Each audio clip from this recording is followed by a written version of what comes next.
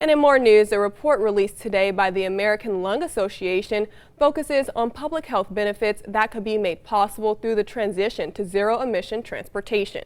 And while they admit a lot of work needs to be done to achieve this goal, it is something they are optimistic about. 23ABC's Brianna Polk joins us at the Live Center to explain how this new research looks to protect our air, health, and climate in the coming years. Brianna. That's right, Brianna. Well, according to the website IQ Air, Bakersfield has the most particle pollution in the world, ranking #1 out of 203 metropolitan areas. And that's why those behind this report say it's important to reduce those transmissions, and some oil and gas officials agree. And a study done by PG&E found that in 2019, passenger vehicles made up nearly 29% of the state's total emissions. Bakersfield is no stranger to traffic.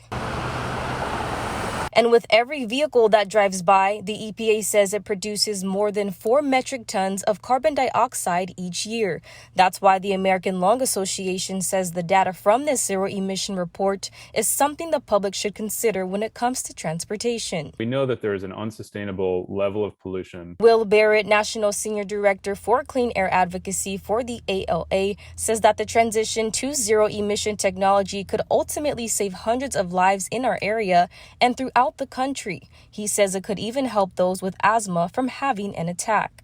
And when we break that down into the local level, in Bakersfield, we're talking about over $2.5 billion in public health benefits, hundreds of deaths avoided, 11,000 asthma attacks avoided, and over 40,000 lost workdays because we're moving to cleaner air by making this transition to zero emissions. In response to this report, PG&E wrote in a statement that transportation is the single largest source of greenhouse gas emissions in the state, contributing nearly 40%, and that increasing electric vehicle adoption can play a critical role in supporting California's goals to reduce emissions.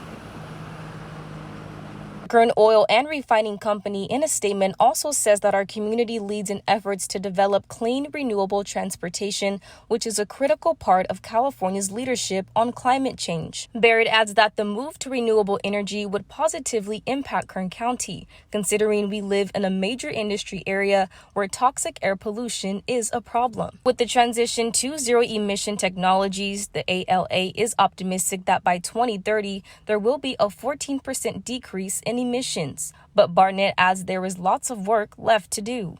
We're making progress, but we still have a long way to go, and the surest way to get there is to go to zero emission technologies, both for the power sector and for the transportation sector.